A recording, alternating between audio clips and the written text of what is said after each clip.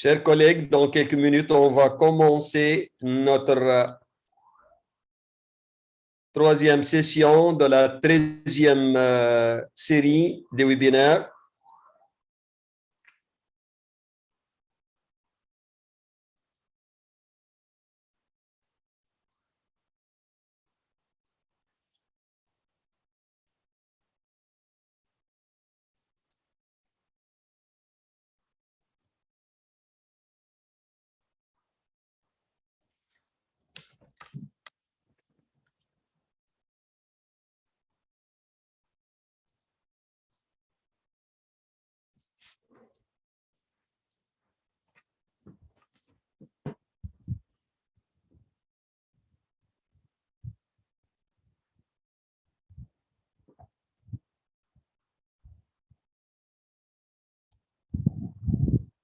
Chers orateurs et panélistes, est-ce que vous êtes prêts? On peut commencer notre session.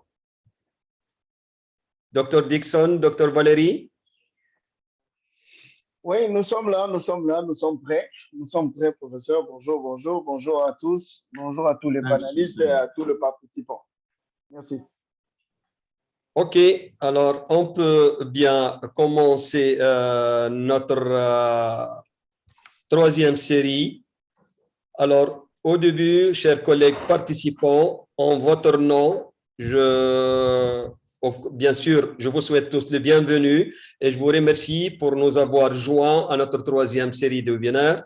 Et permettez-moi, en votre nom, de remercier nos deux panélistes aujourd'hui, Dr Dixon et Dr Valérie, aussi bien que nos collègues panélistes qui sont aussi avec nous pour appuyer et enrichir la discussion et pour répondre à vos questions.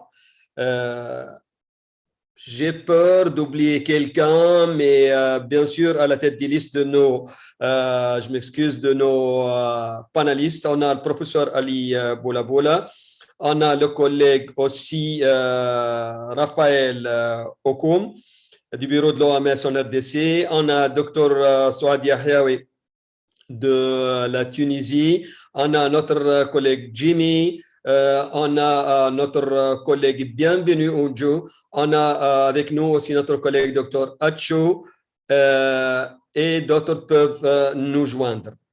Alors, pour aujourd'hui, chers collègues, le thème, comme ça a été annoncé et auprès duquel vous êtes inscrits, sera, nos présentateurs aujourd'hui vont essayer de plus ou moins de partager avec nous les éléments en rapport avec un expert ou un professionnel en prévention contre l'infection. Qu'est-ce qu'un professionnel? Qu'est-ce qu'un expert? Qu'est-ce qu'un point focal?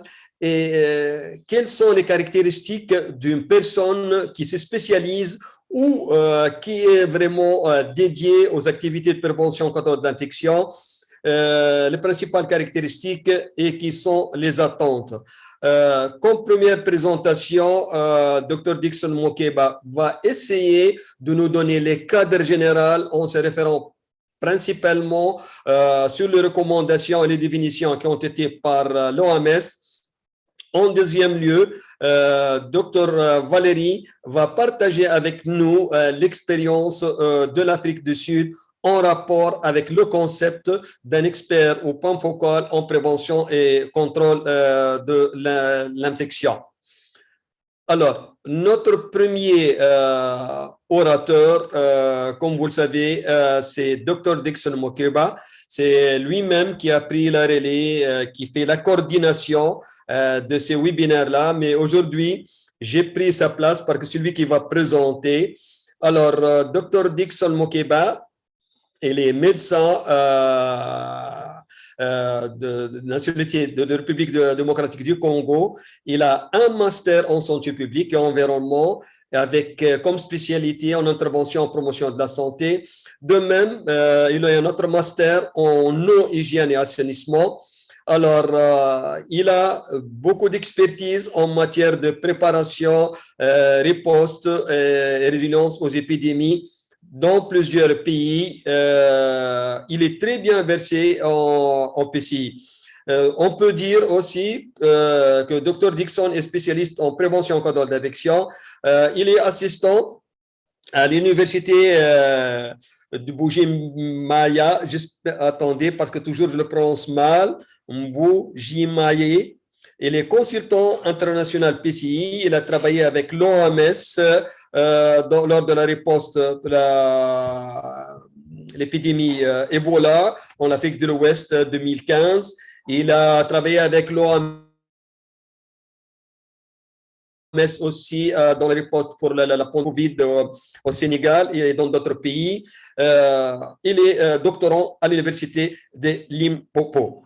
Alors, on souhaite le bienvenu à Dr Dixon. Et Dr Dixon, si vous permettez, vous pouvez partager votre écran afin de commencer la présentation. Chers collègues, s'il vous plaît, vous avez la rubrique questions et questions-réponses. Alors, veuillez soumettre vos questions et on va essayer de répondre à vos questions. Merci à vous, Dr Dixon. Merci. Merci, professeur. Merci, professeur Chedini. OK, nous allons commencer notre présentation.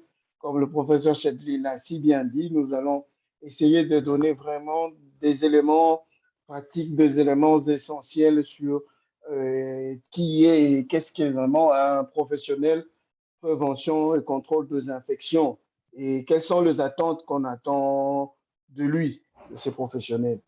OK, next slide, please.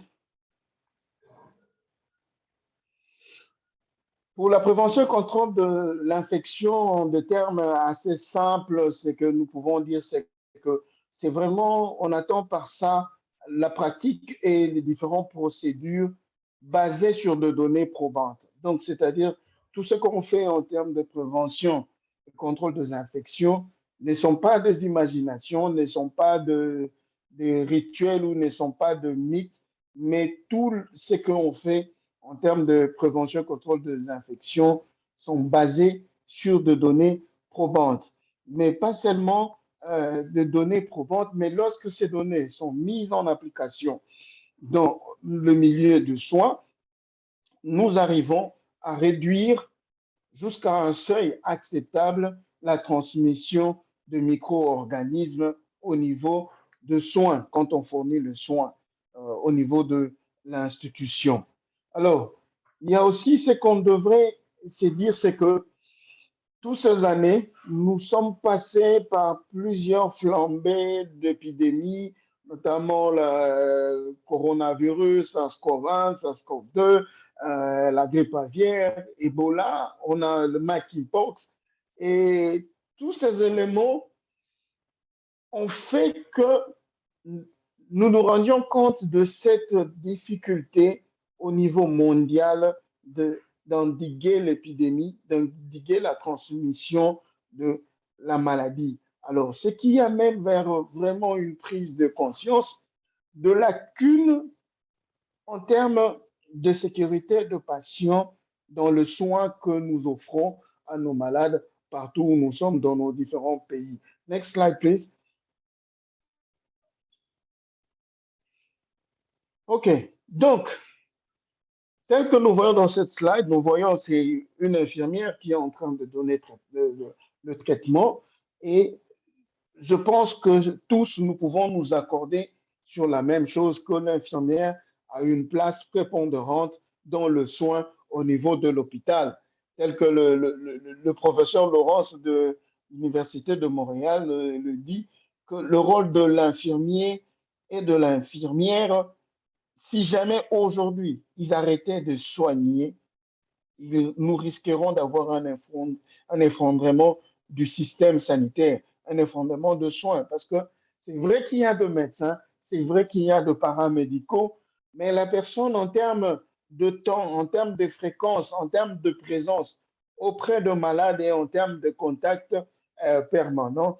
C'est plus l'infirmier qui sont aussi au centre de ces contacts-là avec le malade. Alors, de là, il y a vraiment cette pertinence de identifier les différentes personnes, les différentes couches de personnes qui devront être parmi nos professionnels en PCI. Next slide, please.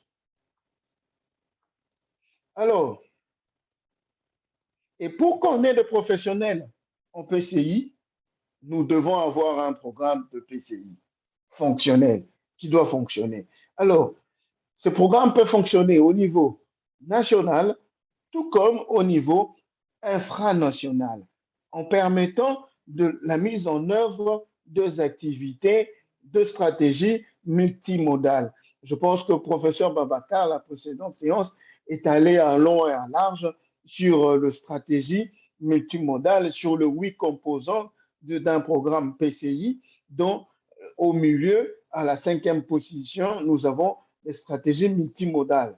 Et le mandat de ce programme de PCI permettra de réduire des infections associées aux soins.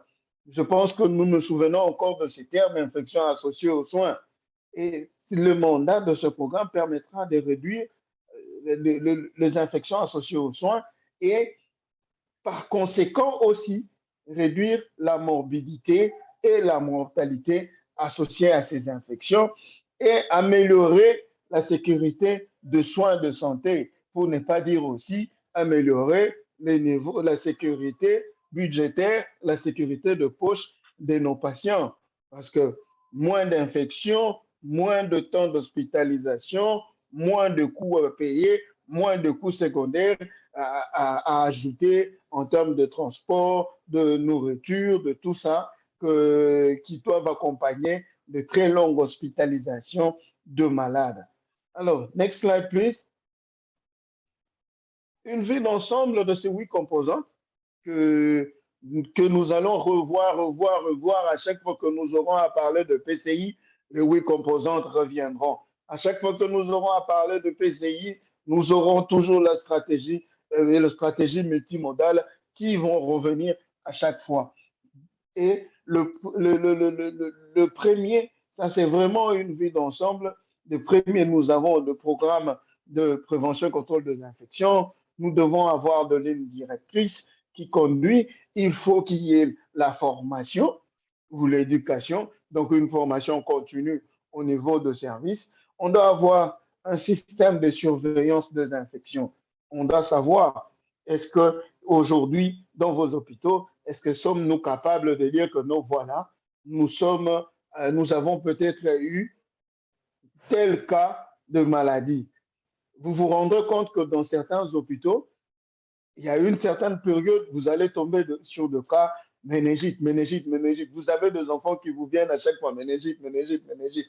Mais il faudrait se poser des questions quand nous avons un diagnostic qui se répète en continu, ou de malades qui étaient arrivés avec d'autres symptômes et se retrouvent avec d'autres symptômes au niveau hospitalier qui correspond à ce qui était déjà là.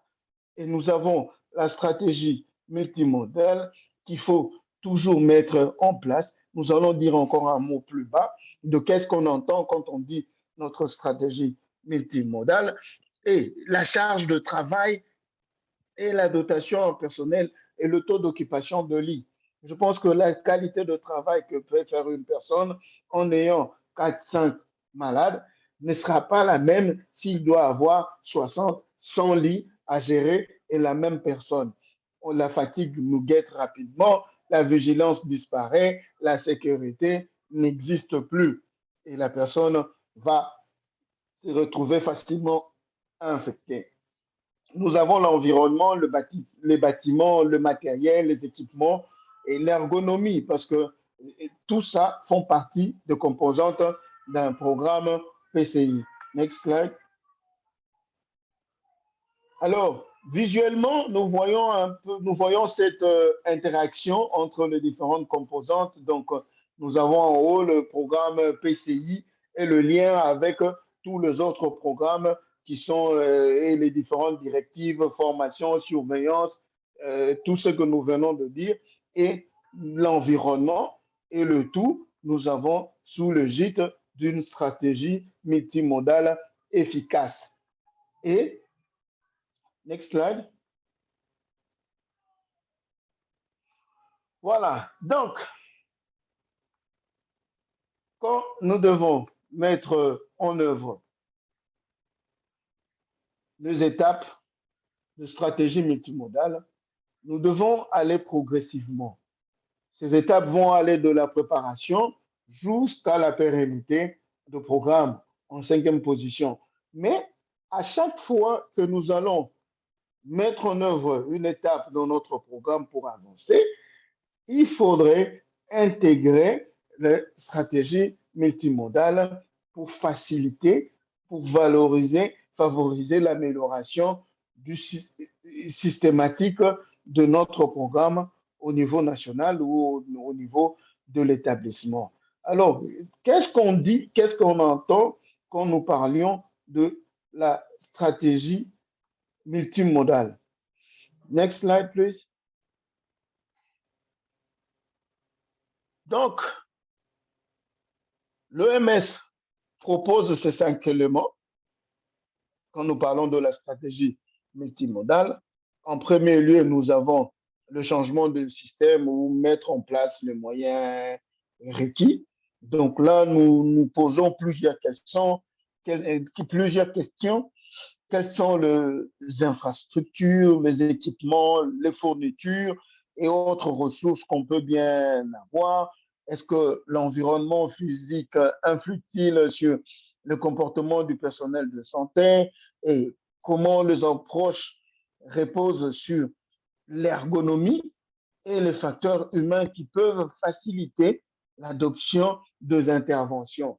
Par exemple, comme on dit, en termes d'opportunités, si dans la structure, dans la construction de la structure, nous n'avons pas prévu de points d'hygiène de main ou si nous n'avons pas aussi ajouté de points d'hygiène de main, tout ça dans la construction, cela ne va pas faciliter d'augmenter les opportunités de lavage de main. Et si nous n'avons pas non plus pensé à mettre un isolement déjà dès le début de la construction, quand on sera face à une épidémie ou à des maladies à potentiel épidémique, nous serons bloqués parce que dans l'ergonomie, nous n'avons pas pensé à mettre ça lors de la construction. Alors, en deuxième position, on parle de la formation. Donc, comme on a dit, enseigner les bonnes pratiques. Alors, il faut se poser la question, mais qui a besoin d'une formation? On doit encore se poser la question, à quel type de formation doit-on recourir afin que les interventions puissent être mises en œuvre conformément aux politiques basées sur des preuves scientifiques et à quelle fréquence on va faire ça. Parce qu'on doit se dire, bon, OK, nous avons ça, on doit former les personnels, mais qui ont besoin de cette formation? Et même si on le forme aujourd'hui, à quelle fréquence va-t-on commencer à répéter? Parce que, comme dit-on, la répétition est la mère de la science. Donc, on doit à chaque fois répéter, parce que le but de la PCI, c'est de provoquer un changement de comportement acquis des décennies et des décennies de pratique. Et la PCI vient pour demander ces changements de comportement. Et cela n'est pas possible en un mois, en 2 mois, que quelqu'un qui mettait de gants enlève le gant sans se laver les mains et continue dans sa pratique, puisse intégrer en lui que non, à chaque fois quand on enlève le gant, il est nécessaire de laver les mains. Donc, il faut vraiment ce travail-là derrière pour arriver. Alors, au point 3, vérifier, donc faire le suivi et la restitution de résultats. Donc, on doit se poser la question comment identifier les lacunes dans les pratiques de PCI et mettre en place des indicateurs dans l'environnement de travail, voir, on peut se dire, bon, est-ce qu'on peut voir la fréquence de lavage de mains, qui lave les mains combien de fois, est-ce qu'il les lave comme il le faut, est-ce qu'il les lave selon le moment et les 5 indications ou pas. Donc, tout cela. Et nous devons aussi faire la promotion. Donc, communiquer, communiquer, communiquer, rappeler. Donc, il faut que nous nous posions toujours cette question-là et savoir, lors de la mise en œuvre des interventions qui ont eu pour objectif de réduire le problème d'infection associés aux soins, par exemple, dus aux poses de cathéter qui restent pendant longtemps. Alors, il faudrait mettre des affiches visuelles qui permettent de rappeler aux gens que là, par exemple, même pour le revenant autour de lavage de main, c'est le plus simple à mettre en pratique. Même pour le lavage de main, avoir des affiches visuelles qui rappellent qu'ici, c'est un point de lavage de main. Ici, vous pouvez vous laver les mains. Et voilà, voici les techniques. C'est vraiment de ça qu'on est en train de parler, que nous sommes en train de parler, quand nous sommes en train de parler de la stratégie multimodale. Et cela doit nous mener jusqu'à un changement culturel, à un changement de culture, pour que nous adoptions la culture PCI. Next slide, please. OK. Le minimum requis. Le minimum requis, comme le dit si bien le titre, les exigences minimales pour un programme PCI. Donc, cela, on peut définir cela comme étant les normes PCI qui devaient être en place au niveau national et même au niveau des établissements pour assurer un minimum de protection. Pour assurer un minimum de protection aux patients, assurer un minimum de protection aux patients, assurer un minimum de protection aux visiteurs, assurer un minimum de protection au personnel soignant. Donc, je pense que si nous écoutons bien ces éléments que nous venons d'énumérer, cela nous rappelle très bien le but de la prévention et contrôle des infections. Comme nous le disons, le but, en premier lieu, nous avons c'est protéger. Ensuite, nous avons protégé nos patients. Et en troisième lieu, nous avons protégé la communauté. Et la communauté et nos familles. C'est vraiment ça. Next slide, please.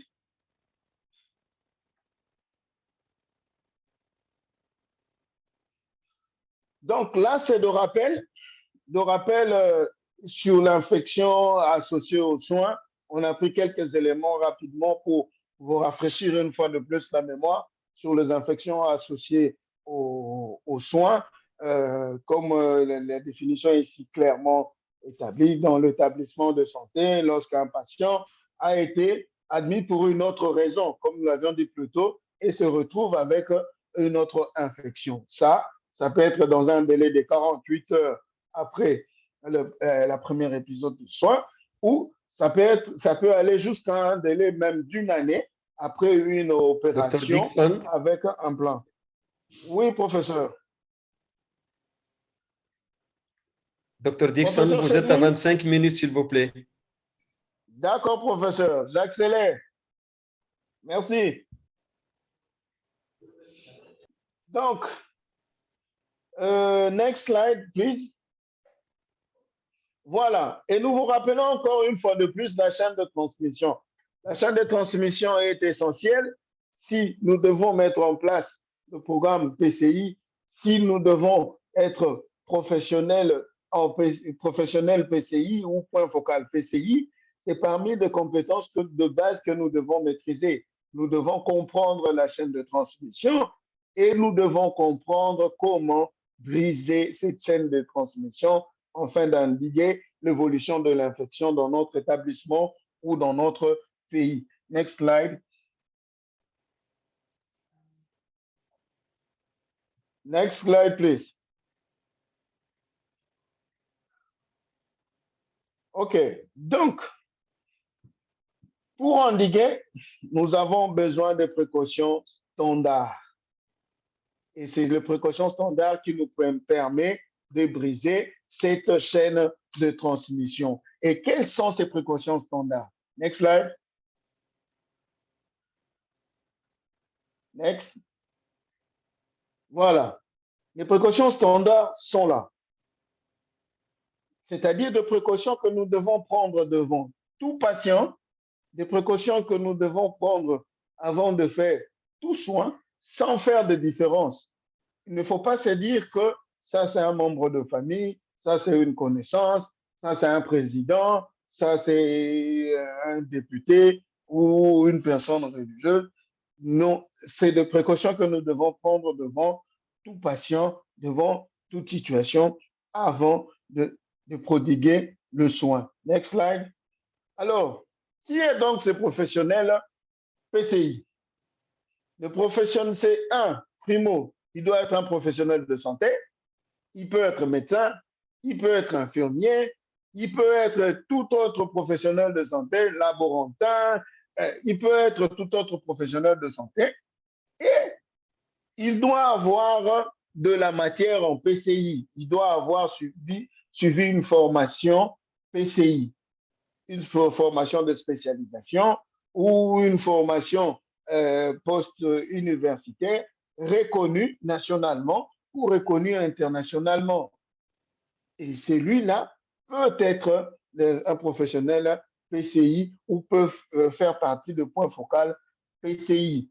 Alors, c'est qui maintenant le point focal? Next slide, please. Donc, le point focal est ce professionnel PCI qui doit être désigné et il est responsable de la PCI. Il peut être point focal national qui gère tout le pays ou il peut être le point focal au niveau de l'hôpital, au niveau de l'établissement. Mais il doit être efficace. Ça doit être un point focal formé qui a un impact positif sur la qualité de soins de patients, de personnel soignant, de visiteurs et de la famille. Next slide. Alors, quelles sont ces compétences de base qu'il doit comprendre? De professionnel PCI, de compétences de base 1, il doit avoir une connaissance basique en microbiologie. Il doit comprendre et connaître le micro-organisme, comprendre c'est quoi une bactérie, le virus. Il doit comprendre aussi la résistance antimicrobienne. Il doit comprendre ces éléments. Il doit comprendre et maîtriser la chaîne de transmission que nous venons de voir il n'y a pas longtemps. Il doit comprendre l'importance de la surveillance, c'est que nous l'avons dit tantôt plus tôt. Il doit comprendre l'importance de la surveillance des infections associées aux soins et il doit être en mesure de faire les évaluations de risques. Non seulement qu'il doit être en mesure de faire les évaluations des risques, mais il doit aussi comprendre l'importance de l'hygiène de main. Il doit comprendre l'importance de l'hygiène de main et savoir comment il faut le faire. Le 11 étapes, comme on le dit toujours, le 11 étapes, il doit savoir comment il faut le faire. Next slide. Alors, il doit comprendre l'importance de porter l'équipement de protection et il doit savoir l'utiliser. Quand il faut mettre l'équipement de protection, l'indication de l'équipement de protection et comment il faut le porter et l'enlever.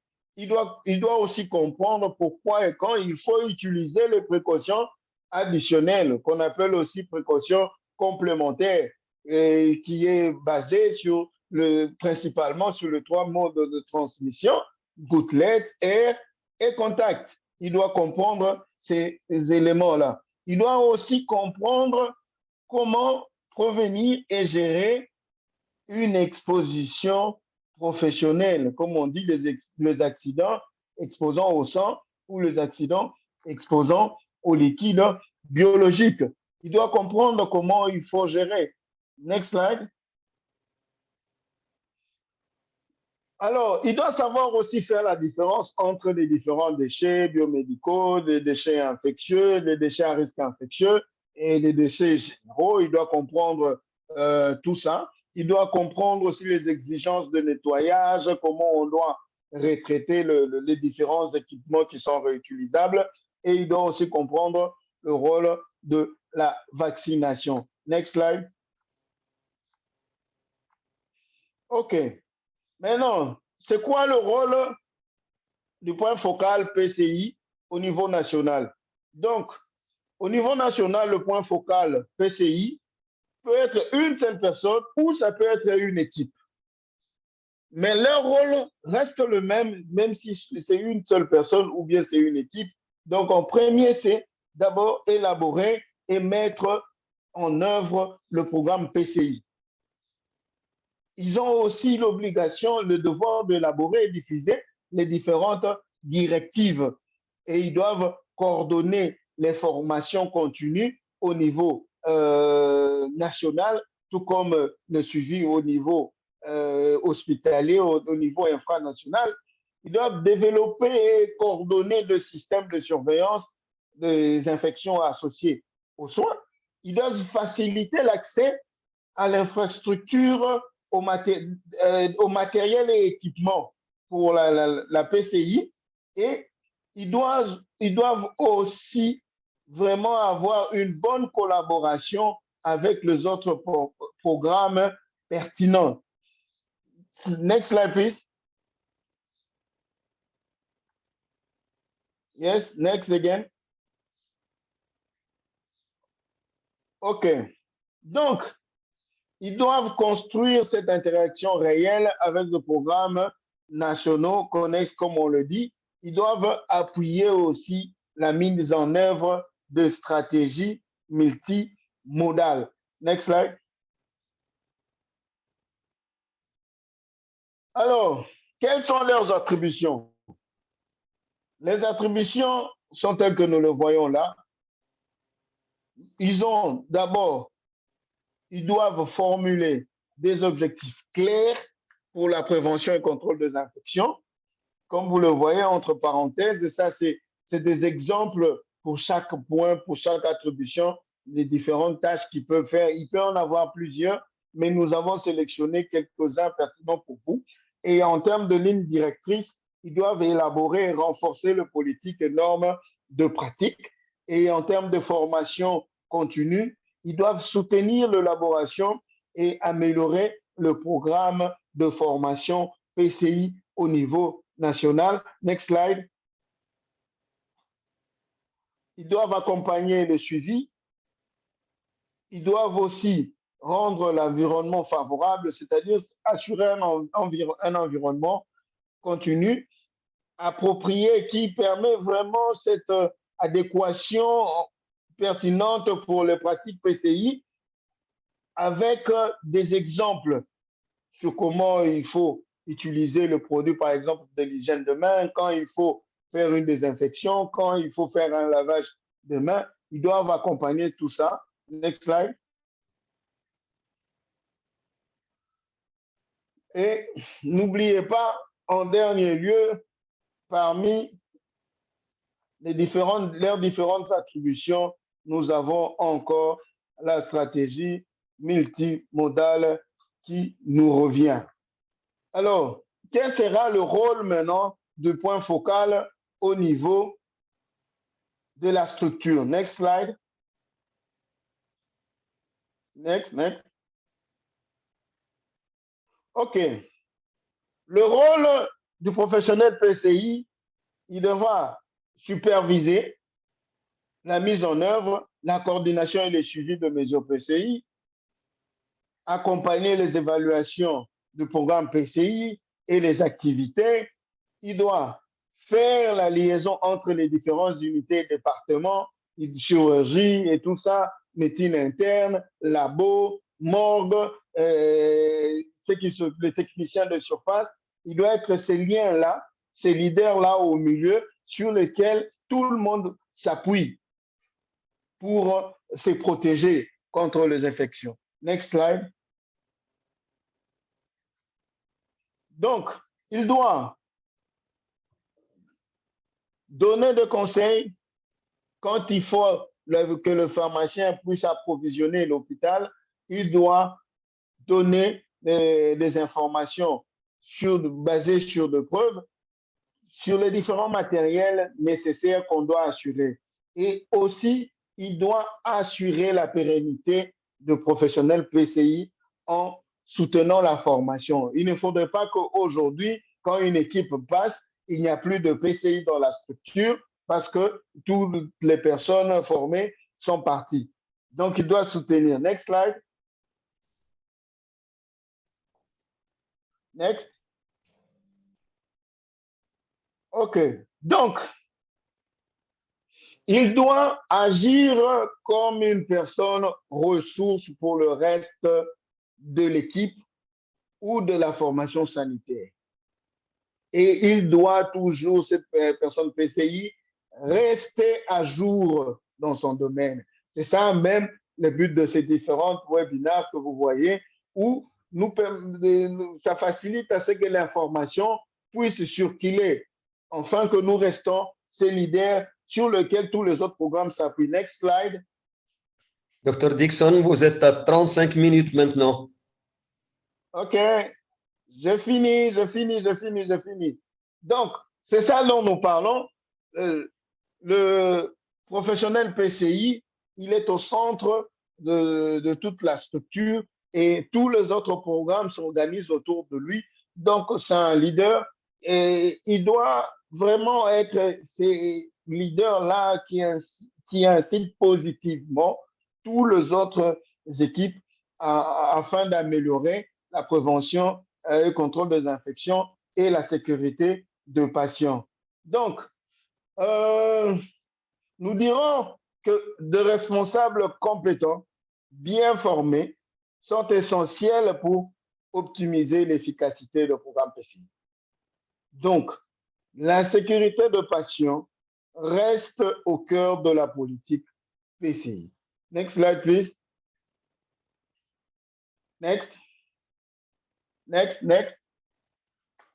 OK. Donc, et là, quelques éléments rapidement pour conclure que nous avons pu vous donner comme piste, ce dont ont besoin le professionnel PCI. Donc, on a besoin vraiment qu'on ait un emploi et un parcours de carrière dédié. On sait que celui-là, c'est notre expert PCI. Il est là, c'est ça son travail. Qu'il puisse avoir un budget alloué à lui pour permettre à ceux qui en aient de matériel, qu'on ait la possibilité d'organiser la formation et qu'il ait l'accès au personnel de soins. Et sur ce, je vous dis merci. Next slide, please. OK. Et voilà, cette image va interpeller chacun de nous. Merci. Merci, professeur.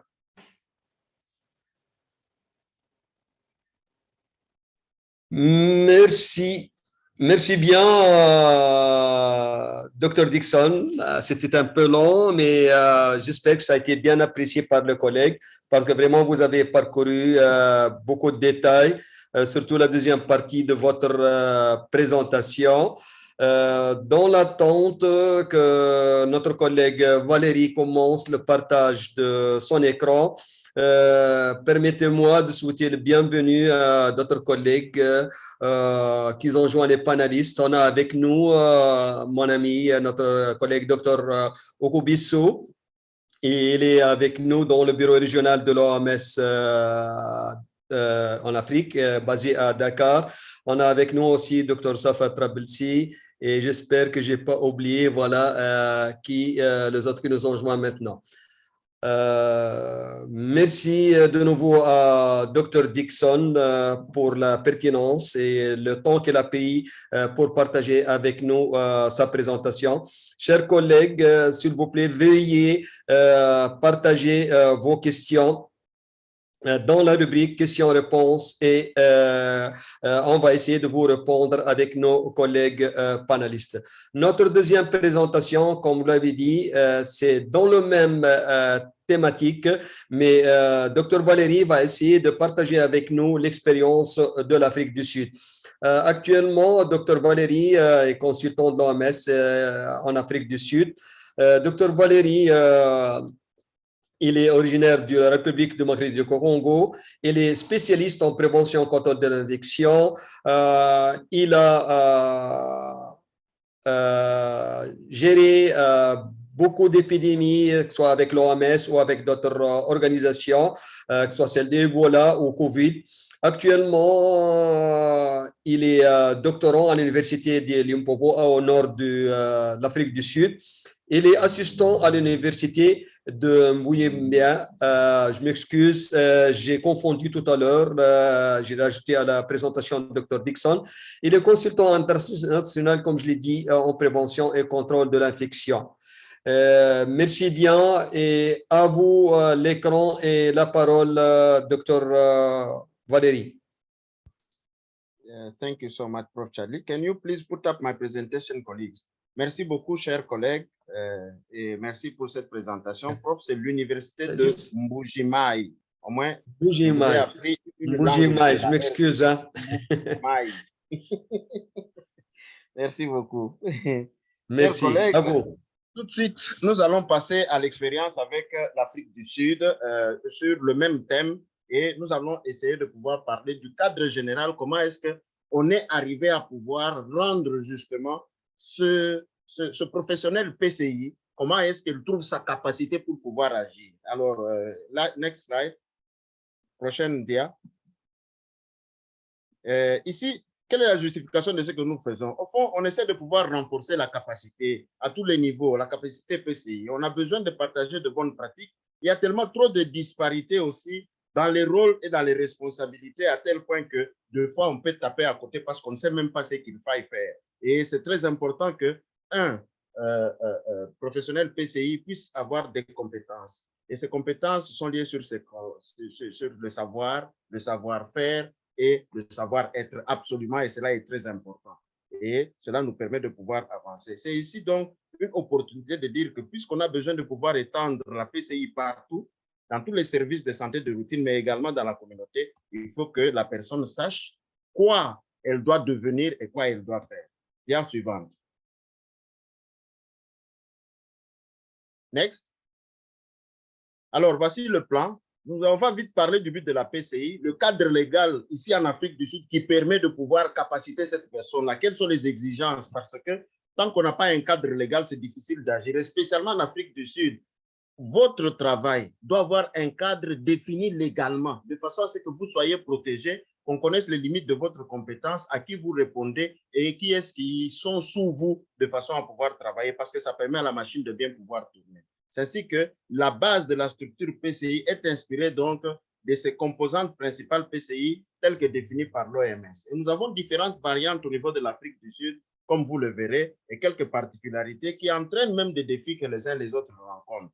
Et puis, nous allons essayer un peu de parler de ce que le point focal PCI fait au niveau du Limpopo, la province qui est au nord de la République sud-africaine, donc attenante au Zimbabwe et au Botswana. Et nous allons faire quelques conclusions tous ensemble. Dia suivante. Alors, ceci a été déjà dit, puisque le but de la PCI, c'est de pouvoir se protéger.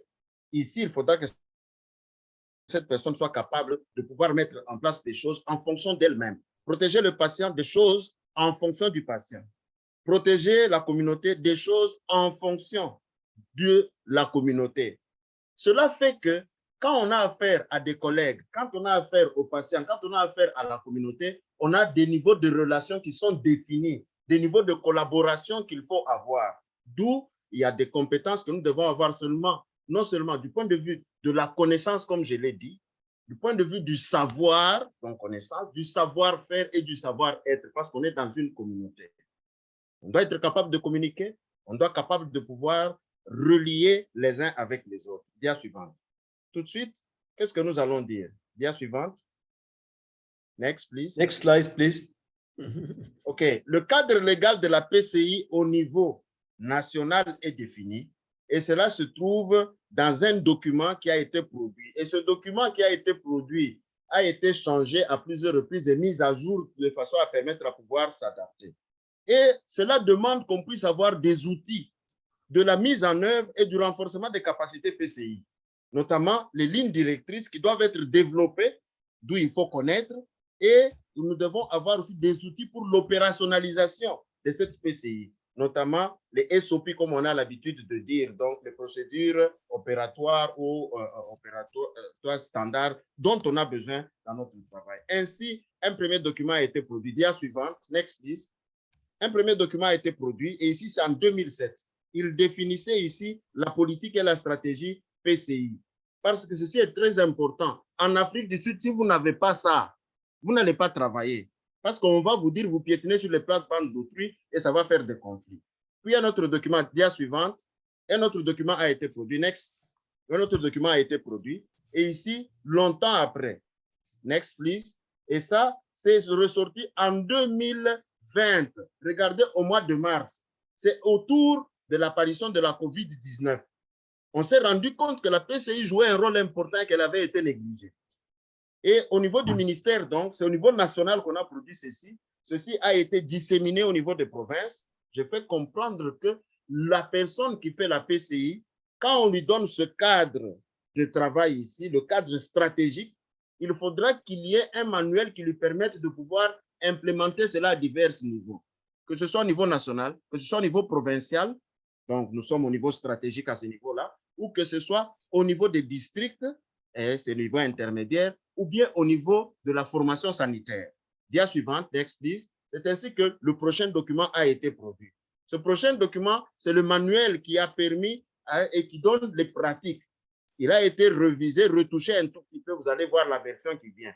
Dans l'entretemps, quand la COVID est apparue, on a eu besoin d'un document. Next, please. Et on a dû produire le document qui est là sur la COVID. Les lignes maîtresses, les lignes directrices qui permettent de pouvoir gérer la COVID. Et on définit ce que l'on doit faire au niveau de la FOSA et ce que les différents coordonnateurs PCI doivent faire.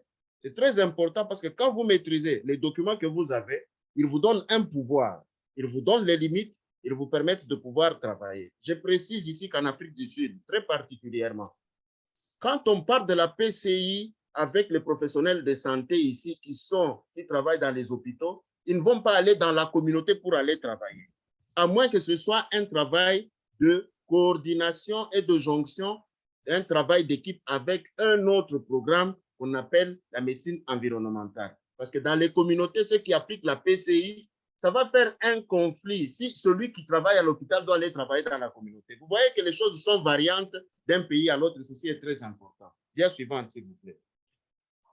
Next. Alors, on a dû retoucher ceci. Celui-ci, c'est une autre version qui est donnée, une autre édition tout simplement. On a dû rééditer cela, mais avec des images plus claires, avec quelques symboles qui sont changés là-dedans.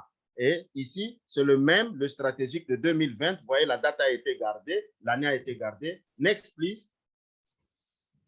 Et son manuel d'implémentation ou d'opérationnalisation à différents niveaux a été aussi donné. Next, please.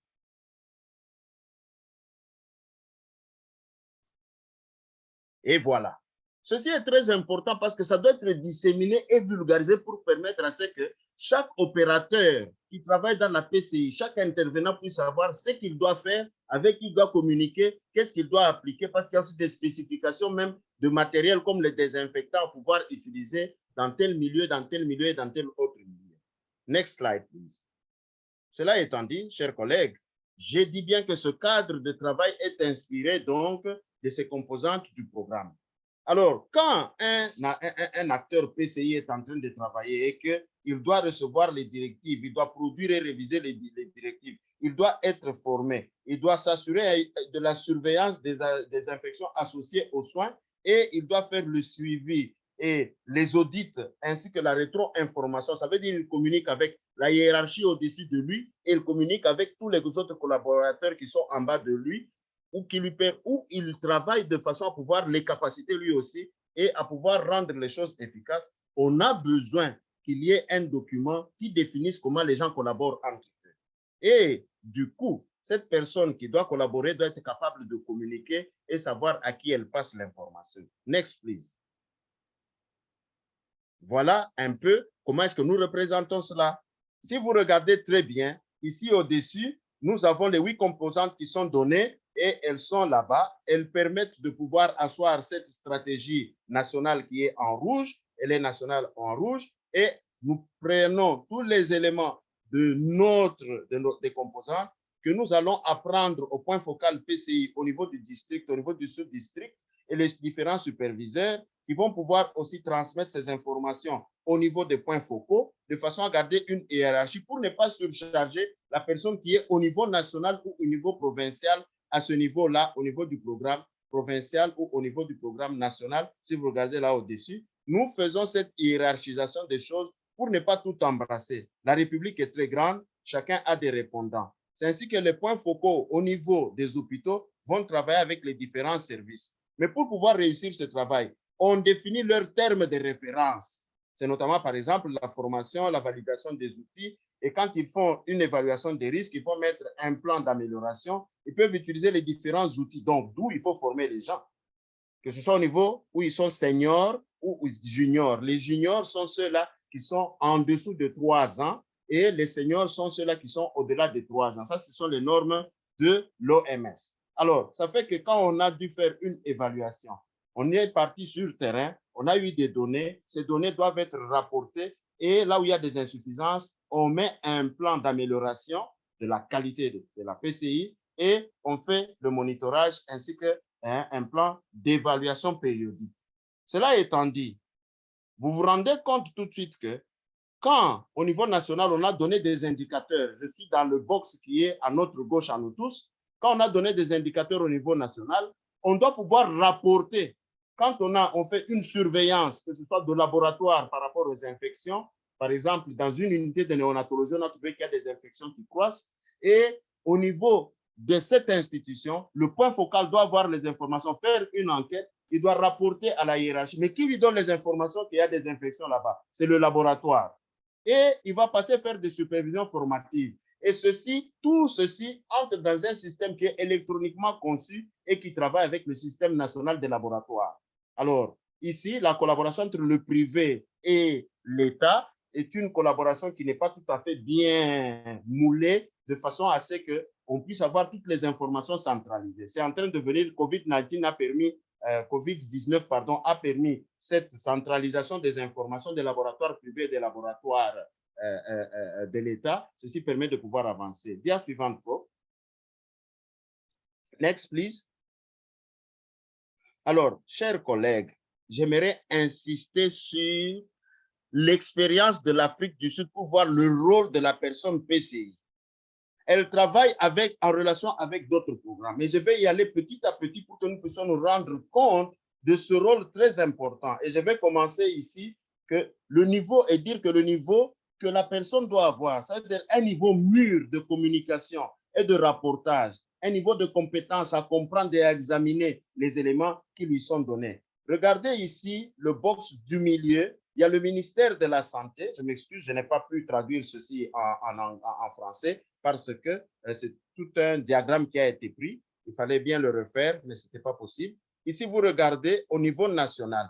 Le département national va pouvoir collaborer ici avec les secteurs qui sont ici étatiques et privés et ils vont travailler au niveau donc des programmes. J'espère bien que, prof, vous voyez là où je suis en train de montrer avec ma flèche. Est-ce qu'elle est visible?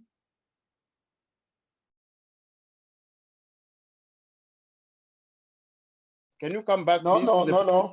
Non, non. La flèche n'est pas visible. C'est à nouveau. OK. Je vais essayer de pouvoir utiliser une application qui me permettrait de pouvoir... OK, je vais continuer pour dire que avec l'image qui est à côté, à notre gauche, à gauche de l'écran, il y a le secteur privé avec lequel on travaille, il y a le secteur public avec lequel on travaille. Et ici, au niveau national, la PCI devra assurer toute cette coordination.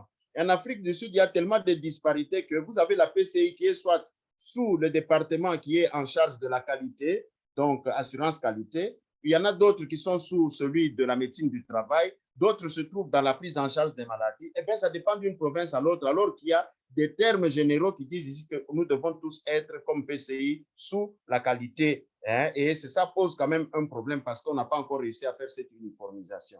Et si vous regardez très bien dans la colonne de gauche vers ici, le secteur public, le secteur privé, c'est un grand secteur au niveau national, on doit travailler là-dessus. On doit descendre jusqu'au niveau des FOSSA.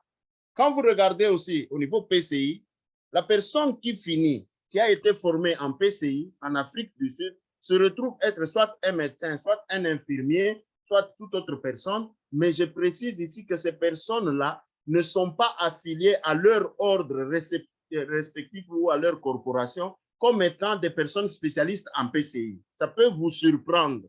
Et cela crée un problème parce qu'il n'y a pas une carrière bien définie, un plan de développement de carrière bien défini. Ça fait que les gens vont quitter facilement, même s'ils sont formés, vont être formés à leurs frais, ils ne vont pas se faire rembourser de l'argent. Pourtant, ils renforcent le système de santé en étant des personnes PCI.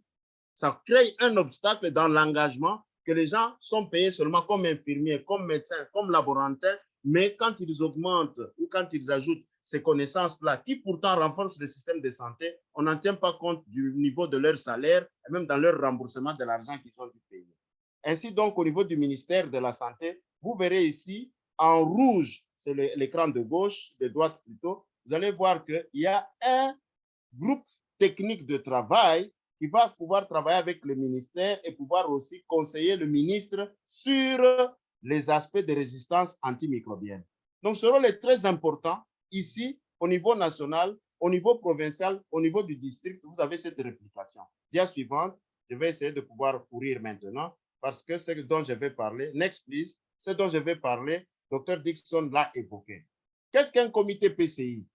Ici, nous tous, nous savons ce qu'un comité PCI fait et sa composition. À droite, vous voyez un peu, c'est un groupe multidisciplinaire. Donc, quand une personne se retrouve ici et travaille avec les personnes de plusieurs niveaux, où vous devez gérer le programme PCI, vous devez élaborer les politiques, vous devez travailler sur les problèmes d'approvisionnement en intrants, sur la sécurité des patients, sur l'identification des risques, sur les aspects de la résistance antimicrobienne. C'est très important que vous puissiez faire ce travail ici en une équipe, sinon une personne va pouvoir craquer. Du coup, vous avez que dans le comité PCI, vous avez des personnes de compétences différentes. Si vous êtes un responsable, tel que nous l'avons au niveau national, et qui fait ce travail de coordination avec les provinces et de collaboration avec d'autres départements, nous l'avons aussi au niveau provincial de la même façon. Et même ici en Afrique du Sud, je pousse plus loin que nous avons ici bas un économiste en santé. Il va pouvoir calculer les coûts, les risques d'investissement par rapport au travail que nous faisons ici, dans le comité PCI. J'ai voulu mentionner cette particularité parce qu'elle est très importante. Dans beaucoup de pays, nous n'avons pas les économistes en santé qui travaillent au niveau, mais ce n'est pas une structure qui se retrouve partout. Au Limpopo particulièrement, nous en avons un et qui prête main forte à ce niveau-là. Dia suivante. Next, please. Chers collègues, cela étant dit, nous savons bien que les points focaux de PCI ont leurs termes de référence. Je spécifie ici en Afrique du Sud, ce qui est différent de partout ailleurs, où vous avez que la personne qui s'occupe de l'eau, de l'hygiène et de l'assainissement, c'est la personne qui est chargée de la médecine environnementale. J'ai voulu mentionner ça très clairement pour que nous puissions comprendre. Je l'avais déjà souligné. Au niveau de l'hôpital, ils travaillent en collaboration. La personne PCI va pouvoir donner des informations, vérifier tout un tas de choses. Les robinets fonctionnent-ils bien? Faudrait-il changer des robinets qui puissent être des robinets qui travaillent avec le coude, qui ont donc le manche à manipuler avec le coude? Est-ce qu'il faudra mettre un mixeur d'eau plutôt que de mettre deux robinets séparés, d'eau chaude, d'eau froide? À tel endroit, on n'a pas suffisamment d'eau. Ils vont pouvoir travailler en collaboration, mais la personne attitrée à travailler sur l'eau, l'hygiène et l'assainissement, c'est la personne chargée de la médecine environnementale. Alors que dans d'autres pays, vous avez ces choses-là qui sont tout à fait différentes. J'ai préféré mettre donc ceci de façon particulière pour que nous sachions bien que nous avons des limitations et si vous allez vous verser sur ce terrain d'autrui, vous allez créer des problèmes, il y aura des conflits. Dia suivante. ça pourra être lu par les collègues parce que ceci sera partagé comme le temps est déjà passé. Next, please. OK. Ici, nous avons un comité PCI intégré. Les TDR tels que vous les avez ici, je les ai tirés du document vert que vous avez vu là. Donc, la stratégie, le cadre stratégique de la PCI, j'ai tiré cela de là. Ça définit ce que chaque personne doit pouvoir faire. Et chaque personne, quand vous venez pour évaluer, doit connaître quelles sont ses limites, quelles sont ses prérogatives, parce que ça fait partie d'une évaluation. Vous qui avez utilisé le scorecard, vous savez bien que cela est repris là-dedans. Et lorsque vous faites le IPCAF, on pose aussi des questions à la personne qui est chargée de la PCI. Est-ce que vous avez les différents documents qui disent que vous devez faire ceci, vous devez faire cela? Vous devez développer des outils, ainsi de suite. J'aimerais tout simplement dire que ici, la validation des SOP par un comité stratégique, la personne qui élabore tout ce qu'il y a comme SOP, tout ce qu'il y a comme guideline en une équipe, il faut qu'il y ait des gens qui valident cela. Et on a besoin de travailler dans cette équipe de cette façon-là. Je ne vais pas rentrer sur ce que Dr. Dixon a déjà présenté, mais j'ai voulu seulement insister ici que le système de surveillance des infections associées aux soins est très important que nous puissions travailler et analyser les différentes données. Dia suivante. Next, please. Alors, au niveau provincial, j'aimerais bien souligner qu'au Limpopo, le comité provincial PCI n'est pas fonctionnel tel qu'il était avant. Des personnes sont parties, des personnes sont rentrées. Quoique les termes de référence existent, on n'a pas la facilité de pouvoir réunir les gens parce que pour réunir tous ces gens au comité, il faut que le directeur chargé des services de soins médicaux puisse convoquer ces gens. Alors que ça pouvait être fait par la personne qui est chargée de la PCI. Cette personne se trouve sous la médecine environnementale au Limpopo, alors que vous l'avez sous qualité assurance à d'autres endroits. Ce faisant, cette personne est sous-directrice et elle ne peut pas convoquer son directeur qui est au-dessus de lui, prof. S'il vous plaît, est-ce que vous pouvez passer directement à l'expérience pour gagner un peu de temps, Dr. Valérie, je suis désolé pour contrainte de temps. Passer à l'expérience de la région. Je vous en prie, je vais passer là-dessus, mais j'aimerais expliquer ce conflit ici parce que les conflits vont faire que c'est une expérience de la région, ce que j'explique, parce que ces conflits ne vont pas permettre aux gens de pouvoir s'améliorer. Les choses doivent être définies là où nous sommes. Can we go to the next one, please? Next, please. Go to the next, please, as time is limited now. I'm going to rush. Yes. Alors, ceci les fonctions du programme provincial tel que ça a été défini. Next, please. Go to the next.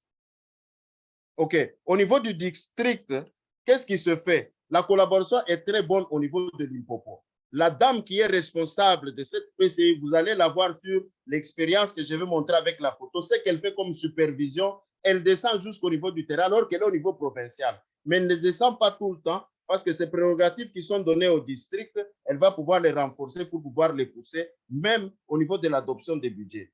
Next, please. Next. Au niveau de l'établissement. OK.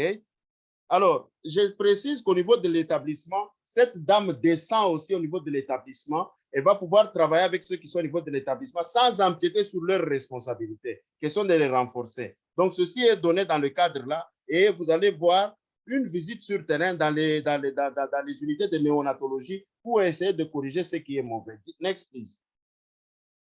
Next.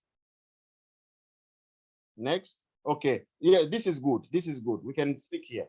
J'avais déjà parlé de cette disposition où vous avez que les variantes sont différentes suivant les provinces et que nous nous retrouvons finalement avec des personnes qui travaillent soit sous les gens qui sont responsables de la médecine du travail, soit ceux-là qui sont responsables de la santé environnementale, soit ceux-là qui sont chargés de la prise en charge, soit ceux-là qui sont chargés de l'assurance qualité, ou ceux-là, selon la politique du milieu, on peut pouvoir s'adapter. Et ici, c'est question tout simplement de pouvoir savoir à qui on rapporte finalement au niveau national et ça permet de pouvoir gagner et d'avancer. Et selon la responsabilité que l'on a, le niveau de formation, on peut être efficace ou ne pas être efficace. Et vous allez voir ce que ça produit au Limpopo parce que cette dame a fait d'abord elle a un diplôme en PCI et la première qualification qu'elle a reçue, elle est elle-même une spécialiste en épidémiologie de terrain. Next. Next, please. OK. Maintenant, regardons ici, lors de la réponse aux épidémies, ce qui s'est passé.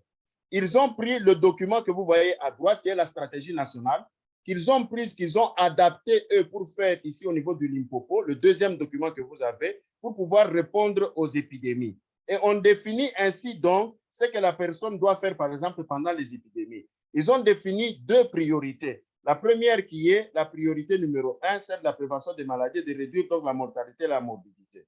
La priorité numéro 2, elle concerne la surveillance des maladies et la recherche donc, et le suivi du programme donc, de réponse aux épidémies. Next, please. Alors, qu'est-ce qui s'est-il passé? Dans cette deuxième priorité qui est donnée, j'aimerais bien que tous ensemble, nous puissions nous concentrer sur une chose. Où se trouve la personne PCI? Prenons par exemple ici, sur la troisième ligne où nous nous retrouvons ici, la première étant celle-là, la deuxième et la troisième, renforcer la surveillance active et le signalement et l'analyse donc des cas diarrhéiques. Ici, il faudra qu'on dise quel est l'indicateur que nous avons, la disponibilité donc, du système de surveillance. Ici, cette personne travaille de façon rapprochée avec les amis d'autres secteurs ou le département de la santé où il se retrouve donc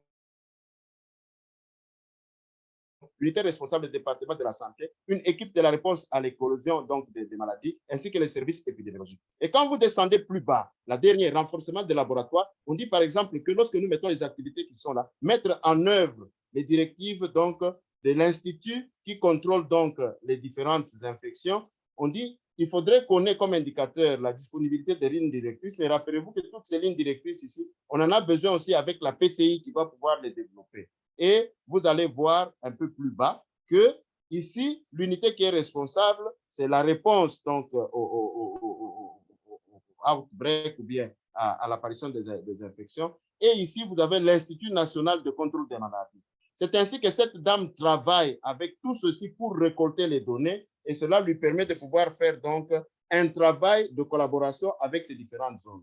Ici, vous voyez la photo, c'est la dame qui a à côté donc, du consultant OMS qui est là au milieu et qui est couverte donc du tablier juste au milieu. Et elle est passée ici, c'est dans une unité de néonatologie pour essayer de corriger après qu'on a dû remarquer que ici, par le NICD et par les laboratoires, que les taux d'infection est élevé, on est descendu sur le terrain pour aller récolter les données, voir tous les points faibles qui se trouvent dans l'unité de néonatologie pour essayer de pouvoir corriger cela. Et cela s'est fait dans 5 districts. On est passé dans toutes les institutions où se trouvent les services de néonatologie pour essayer de travailler. Dia suivante. Next, please. We're going to finish now. Alors, chers collègues, je ne vais pas insister ici dessus. Vous allez recevoir les dias. Toutes ces choses dont nous avons parlé ici nécessitent que les gens puissent être bien formés. Et pour être bien formés, on définit ici dans la première colonne la catégorie du personnel à former, que ce soit tout personnel de santé qui doit suivre la PCI de base pendant 5 jours. Au niveau intermédiaire, ce qui est prévu en Afrique du Sud, nous devons avoir les infirmiers ou les volontaires qui vont devenir des infirmiers de liaison, des médecins de liaison PCI. Ils doivent recevoir donc 7 à 10 séances et de 1 à 2 heures, et cela en plus donc de plus de 5 jours. Et ici, si on veut devenir en ce moment-là un professionnel plus intéressé à la PCI, avec une formation de 6 mois ici, à temps partiel, on va pouvoir en ce moment-là suivre ici le programme que nous appelons de PIDIC. Et ça va permettre aux gens de pouvoir acquérir donc des compétences plus grandes. Ici, le tout dernier niveau de formation que nous avons, jusqu'à 2 ans de formation, une personne qui va pouvoir être travaillée un peu plus longtemps et qui va pouvoir occuper donc les postes de PCI. Je m'excuse, ce n'est pas CIP, mais c'est PCI au niveau donc de l'institution à quelques niveaux donnés. Next. Pourquoi on a besoin de former? Ici, parce que cette personne qui fait les jonctions au niveau national, elle prend des instructions au niveau national, elle va pouvoir les appliquer au niveau de la province et faire des initiatives privées, des initiatives plutôt personnelles, où par exemple, il y a le renforcement de l'hygiène des mains dans les institutions et ainsi de suite, et par exemple, le changement d'un pavillon en un autre quand on construit les bâtiments, elle va être là. C'est ainsi que nous sommes allés ensemble avec cette dame pour pouvoir superviser. Ici, c'est une nouvelle unité qui est construite. Il faudra voir dans le plan si elle répond aux normes ou elle ne répond pas aux normes et nous sommes allés avec elle sur place pour voir les innovations qui sont faites au niveau là, dans des constructions, et de pouvoir répondre si ça répond à la PCI ou ça ne répond pas. Et elle est accompagnée ici de la responsable du district au milieu. C'est un travail faramineux et il demande une collaboration. Next, please. We are now finishing. Nous sommes en train de terminer. Et ici, elle se retrouve dans une gestion d'épidémie de la pandémie COVID-19. Ici, ce sont des sites de vaccination pour répondre s'ils sont conformes ou pas aux normes. Et ici, elle va pouvoir ranger les personnes. Donc, elle est une personne que nous avons appuyée. On a fait le transfert des compétences et ça permet justement qu'elle puisse gérer toutes ces situations. Next, please. Alors, je crois que je pourrais m'arrêter par ici. Il y a eu Jumble. Ça, c'est une partie du contenu de la formation qui permet de pouvoir, en ce moment-là, continuer et se rassurer que le contenu qui est donné à chacun et à chaque niveau, que ce soit dans la PCI de base, que ce soit au niveau intermédiaire, que ce soit ceux qui reçoivent donc les fondamentaux en PCI ou ceux-là qui reçoivent justement la formation diplômante, ceci permet de savoir le contenu de leur formation répond aux normes qui sont définies dans le cadre stratégique donc de formation. On peut passer, next please. Vous pouvez regarder ceci, puisque le temps est déjà passé. Ceci est très important que ces compétences soient assises ici. On les acquiert, on les adapte. Next, please. Next. Et je vais conclure pour dire que un responsable PCI, à quelque niveau que ce soit, a besoin d'un leadership fort. Un leadership qui est fourni par ses connaissances et les compétences PCI. Et la structuration de la PCI, tant que les problèmes structurels ne sont pas réglés, vous pouvez avoir les compétences que vous voulez, vous n'allez pas réussir. Il faudra structurer la PCI pour que ça puisse permettre à la personne puisse être efficace. Et ceci, il nous est très important d'ajouter la composante multimodale pour nous permettre de changer la culture du travail. Toujours rechercher les évidences scientifiques et soutenir donc nos interventions en se basant sur cela. Être ouvert aux innovations scientifiques et promouvoir aussi la composante communautaire de la PCI en collaboration avec les autres acteurs. Je crois que je peux m'arrêter par ici et vous remercier pour votre attention. Merci, merci, merci beaucoup, Dr. Valérie, pour cette brillante présentation, ce partage d'expérience qui a été très, très, très, très enrichissant et intéressant. Nous avons reçu plein de feedback de nos amis sur votre présentation qui a été intéressant. Tout le monde a beaucoup aimé. Et nous avons tout un lot de questions qui nous attendent. Chers panélistes, est-ce qu'avons-nous quelque chose à ajouter sur les deux présentations d'aujourd'hui? Je crois qu'on peut passer aux questions parce qu'elles sont très variées et riches et ça peut rajouter les plus à nos collègues. Et on s'excuse pour ne pas avoir partagé avec eux la vidéo qui a été planifiée et qui sera faite la semaine prochaine. À vous, Dr. Dixon. Merci. Merci, merci, merci, professeur. Et déjà, d'entrée de jeu, nous allons prendre la question de savoir quelle différence faites-vous entre un comité PCI et une équipe PCI? Quelle différence?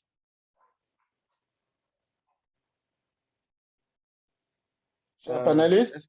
Je peux répondre? Allez-y, docteur. D'abord, disons tout de suite que ça dépend des personnes, mais très rapidement, quand vous regardez, lorsque l'on définit par l'OMS, lorsque nous avons notre IPCAF, nous avons notre outil d'évaluation donc de la PCI au niveau d'une formation sanitaire, vous allez bien voir qu'on dit que, OK, dans le comité PCI, il faudrait que vous ayez des préventionnistes. Vous avez ceux-là qui sont formés donc à cette prévention. Dans le comité, vous avez ces multidisciplinaires. C'est multidisciplinaire. Et les gens peuvent dire que ça peut être un comité PCI, ça peut être une équipe PCI, ça dépend des appellations. Mais j'aimerais préciser que quand on dit une équipe PCI assez réduite comme ça, parlant de l'équipe PCI, on parle beaucoup plus, on sous-entend les préventionnistes. Donc, ceux-là qui ont été formés à la PCI.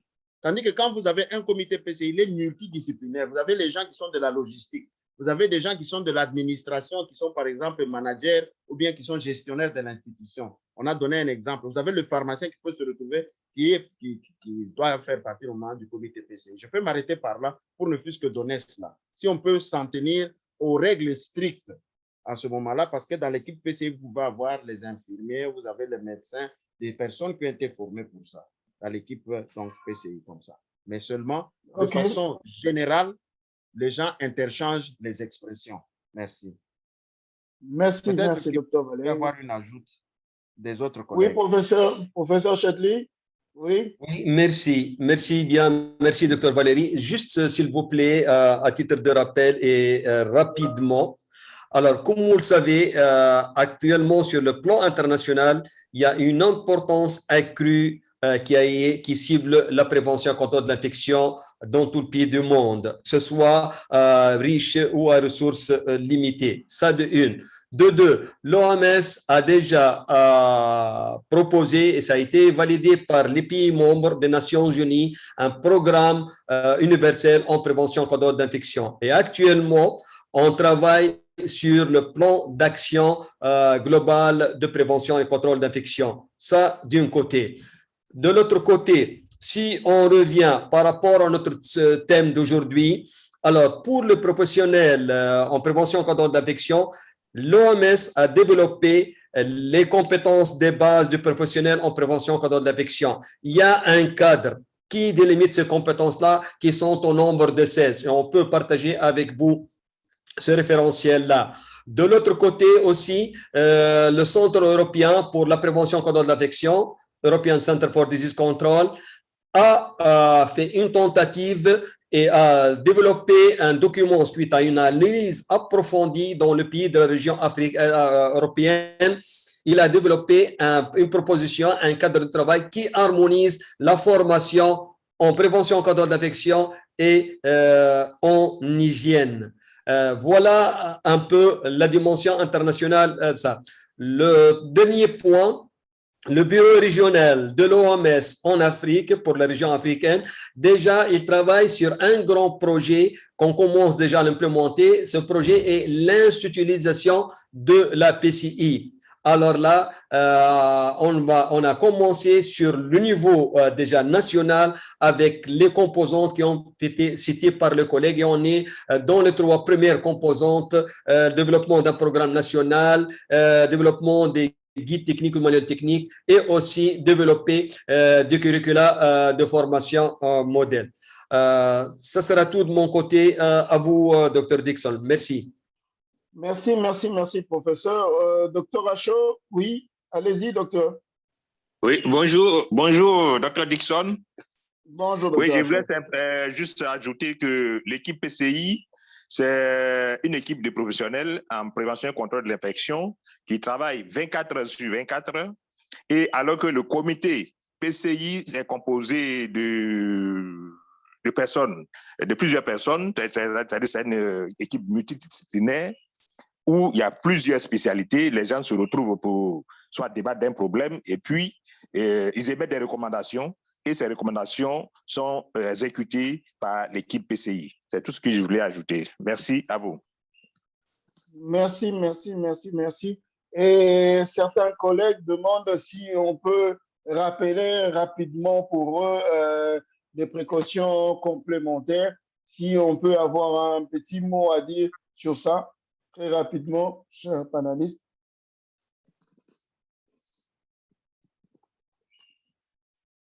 Bon, je crois que très rapidement, ce qu'on peut dire, comme on dit, les précautions complémentaires sont basées sur la voie de transmission. Et nous savons bien qu'ils vont être tout simplement basés, d'abord, globalement, tel que vous dites, la voie de transmission qui est par contact. Et en ce moment-là, nous allons pouvoir, par rapport à cette voie-là, nous allons mettre des précautions en contact. Puis, pour si nous avons une transmission tout à fait aérienne, telle que nous l'avions, et nous allons mettre cela en fonction de cette voie de transmission. Et lorsque nous avons une transmission gouttelette, nous allons mettre ça. Donc, il y a d'autres choses additionnelles que nous mettons, que nous rajoutons donc en plus de tout cela là.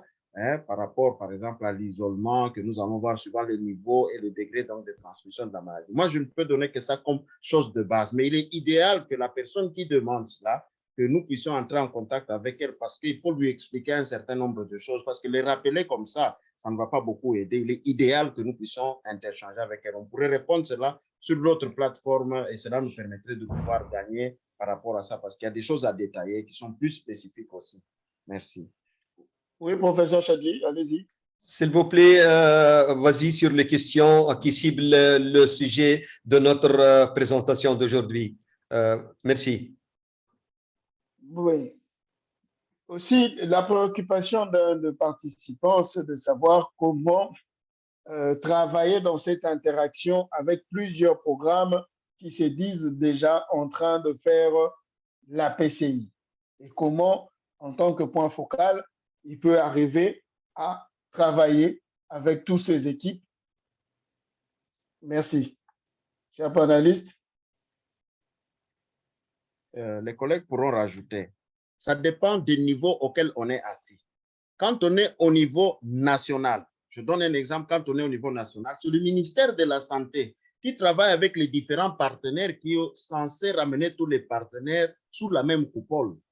Parce que quand on est au niveau national, vous avez telle ONG qui viennent pour travailler. Le ministère de la Santé plutôt, est censé ramener tout le monde là. Si le point focal, il est un point focal PCI et qui est du ministère national, il va pouvoir aider à ça. Si c'est un point focal qui est d'un partenaire comme l'OMS, l'OMS est censé faire le plaidoyer auprès des autres et de remettre les autres sous coupole. L'OMS va conseiller qu'on puisse travailler par rapport à cela et remettre. Mais quand on est au niveau d'une province, par exemple, au niveau d'une province, c'est la même manière. Il y a un ministère provincial, il y a une division provinciale qui doit ramener les gens sous la même coupole. Et ici, identifier les partenaires qui travaillent au niveau des communautés, qui travaillent au niveau des institutions est très important et quelles sont leurs limites, de façon à éviter le dédoublement et la perte de ressources parce que nous allons faire la même chose, intervenir sur le même terrain, entrer en compétition alors qu'on peut bien répartir. Quand on est au niveau d'un hôpital, ici, on est déjà au niveau d'un comité en formant les comités, en définissant les termes de référence, on permet de pouvoir rassembler tout le monde qui contribuerait à l'amélioration de la PCI en la rendant donc meilleure pour pouvoir améliorer la qualité des soins. Donc, la réponse à la question dépendrait du niveau auquel on est situé, que ce soit au niveau central stratégique, au niveau intermédiaire stratégique, on peut être au niveau opérationnel. Donc, cela va dépendre de la situation que l'on rencontre. À vous, chers panélistes. Merci, merci, merci. Oui, professeur Chadli. Oui, merci. Juste là, une question de la part de notre collègue Vicky et d'autres collègues qui ont posé sur les formations certifiantes en Afrique et si la PCI est une spécialité et la confusion entre la formation en hygiène hospitalière et PCI. Alors, pour tirer au clair, et j'espère que les collègues peuvent compléter ça, je crois que Prof Ali aussi peut rajouter quelque chose à mon intervention. Alors, actuellement, sur le plan international, ça a été dit souvent, le pays de l'Occident, déjà depuis les années 50, ils ont commencé à penser PCI, à développer des programmes et à faire des formations. Actuellement, en Afrique, en dehors ou en parallèle avec l'OMS, il y a principalement le réseau africain pour la prévention contre l'infection, ICANN, qui a commencé à prodiguer des formations postgraduated en prévention et contrôle de l'infection. Au début, c'était avec une université basée à Cape Town, Stellenbosch, et maintenant, la formation en cours s'est faite en partenariat avec une université aux Pays-Bas, en Hollande. Je m'excuse, je ne retiens pas le nom. Mais, s'il vous plaît, quelqu'un qui a le micro ouvert. Actuellement, il y a d'autres pays. Récemment, par exemple, j'étais en Namibie. En Namibie, ils sont en train de développer un programme de formation pour postgraduated dans leur pays. Il y a d'autres pays aussi qui commencent à penser à ça, en Nigeria, en parallèle. Mais ce qui est à retenir, c'est que le pays francophone, ils ont eu un héritage de la culture française qui est centré principalement sur l'hygiène hospitalière. Il y a une certaine confusion entre les deux, mais pour l'hygiène, pour le WASH, l'hygiène et l'assainissement, au niveau de formation sanitaire, c'est une activité ou composante intégrée dans le programme PCI. Alors, aussi, peut-être le professeur Ali Boula peut vous parler d'une formation certifiante actuellement. C'est la deuxième session qui est en train de se faire aux Républiques démocratiques du Congo ou d'autres. À vous, prof, s'il vous plaît. Il y a Merci Dr. beaucoup. Raphaël Okoum aussi qui peut rajouter le plus par rapport à ça et la formation en RDC. Merci beaucoup, professeur Chedli, de me passer la parole. Je salue tous les panélistes et tous les participants. Effectivement, en RDC, on a commencé l'année dernière à l'école de santé une formation diplômante en PCI. Maintenant, on est à la deuxième cohorte de la formation et qui va, après cela, on va passer à une troisième formation diplômante. Ce sont des formations qui durent 6 mois. Je ne sais pas, peut-être que ce seront les dernières ou tout simplement le début pour passer à une maîtrise en PCI. C'est une expérience enrichissante qui commence et je pense que cette formation va vraiment enrichir les agents du ministère de la Santé publique parce que la première cohorte a pris tous les agents qui sont dans les bureaux provinciaux de l'hygiène dans les provinces, dans les divisions provinciales de la santé, mais à la deuxième cohorte, troisième, on a ouvert aussi cette formation à d'autres personnes désireuses de se former en PCI. Et voilà, c'est une expérience qui commence, mais qui est prometteuse. Merci, professeur Chadli. Je vous remets la parole. Merci, professeur Ali. Merci, professeur Ali. Chers panélistes, professeur Chedli, y a-t-il un mécanisme de partage d'expérience entre les différents pays qui appliquent la PCI? Y a-t-il un mécanisme de ce sens des gens en Afrique qui existe?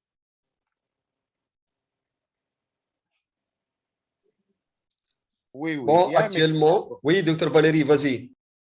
Il existe un mécanisme et c'est très merveilleux parce que ici, par exemple, tous les partenaires PCI, comme le professeur a eu à le dire tout à l'heure, ICANN, OMS, Resolve, il y a beaucoup d'organisations internationales qui travaillent dans un réseau et dans ce réseau-là, ils partagent des expériences de différents pays. Même, ils ont des réunions chaque semaine ou toutes les 2 semaines, ils ont déjà des programmes qui sont prévus comme ça, ils sont en train de partager. La réunion que nous avons maintenant, là où nous nous retrouvons, c'est une plateforme qui a été mise sur pied par Africa CDC, ICANN, où nous partageons, et puis l'OMS et les autres, nous partageons. Voici un exemple vivant de ce partage-là. Il y en a aussi en anglais. Le mercredi, il y en a qui passent en anglais. Et j'aimerais terminer en disant ceci, qu'il existe aussi à un autre niveau, au niveau donc, de la région Afrique ici, des réunions qui se font où les gens sont en train de pouvoir partager chaque jeudi, par exemple, les points focaux qui ont été déployés par telle institution, l'exemple de l'OMS, où l'OMS, par exemple, a déployé les points focaux, ils ont des réunions. Et à cette réunion-là, les points focaux ministériels sont invités pour pouvoir partager leurs expériences. Et il y en a aussi qui ont, la session chaque jeudi ou chaque mercredi. Prof. Chedli pourra me corriger, je peux me tromper sur le jour. Mais c'est des cadres où on échange les expériences. Et ils sont à encourager au niveau d'un même pays. Chaque pays est appelé à faire tout autant. Merci. Merci, docteur. Oui, professeur Chedli. Merci. Juste pour compléter, docteur Valérie. Alors, pour être franc, vraiment, c'est encore difficile la collaboration en Afrique, mais ça commence. Comme l'exemple qu'a cité docteur Valérie, ça commence. Pour nous, au niveau du bureau régional de l'OMS à Brazzaville, alors, l'un de nos objectifs, déjà, on a fait une note conceptuelle qui a été proposée pour harmoniser les formations en prévention contre l'infection. Et cette harmonisation va toucher 3 niveaux. Le premier niveau, c'est durant les formations académiques, soit pour les infirmiers, sages-femmes ou médecins. Alors là, on va essayer d'intégrer un curriculum de formation à ce niveau-là. Le deuxième niveau, c'est les formations continues pour les in-service, c'est-à-dire ceux qui sont en train de travailler, c'est pour le perfectionnement de ces professionnels de santé en rapport avec la PCI de base ou la PCI avancée ou le management et la gestion dans la PCI. La troisième, c'est, comme on l'avait dit, c'est le postgraduated. Après, pour les professionnels de santé déjà gradués, ils peuvent avoir soit des certificats universitaires, soit des diplômes, soit des masters en matière de prévention, contrôle d'infection. Sur le plan international, ça demeure même un peu limité et spécifique. Pour nous en Afrique, on a actuellement ICANN, le réseau africain pour la prévention contre l'infection, qui est le lead dans cette formation-là. Mais dans le futur, on espère bien avoir des centres de collaboration qui peuvent vraiment appuyer les collègues pour avoir des formations certifiantes et solides. Merci à vous, Dr. Dickson. Merci beaucoup. Je pense que pour d'autres questions, chers participants, n'hésitez pas à nous écrire. Pour d'autres préoccupations, nous allons toujours vous répondre. Nous allons atteindre les différents panélistes pour vous permettre de trouver des solutions aux différentes préoccupations. Et professeur Chedli, nous clôturons avec les questions et réponses. Et si vous avez la gentillesse de bien vouloir clôturer la session, s'il vous plaît. Merci. Merci bien, Dr. Dickson, pour m'avoir accordé la parole. Chers collègues, au nom du bureau régional de l'OMS en Afrique, je remercie, en votre nom, je remercie nos chers présentateurs aujourd'hui et nos chers panélistes.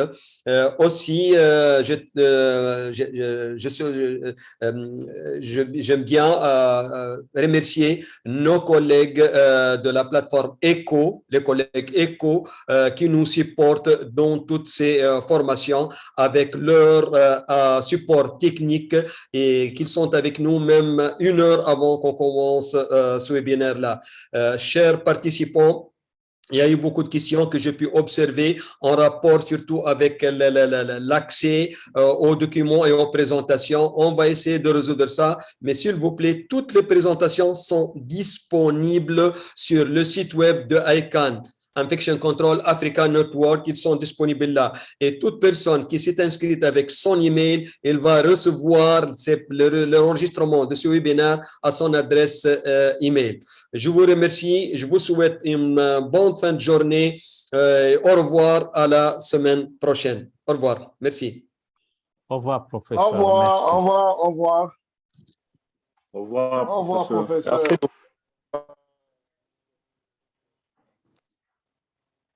Au revoir, professeur. Merci.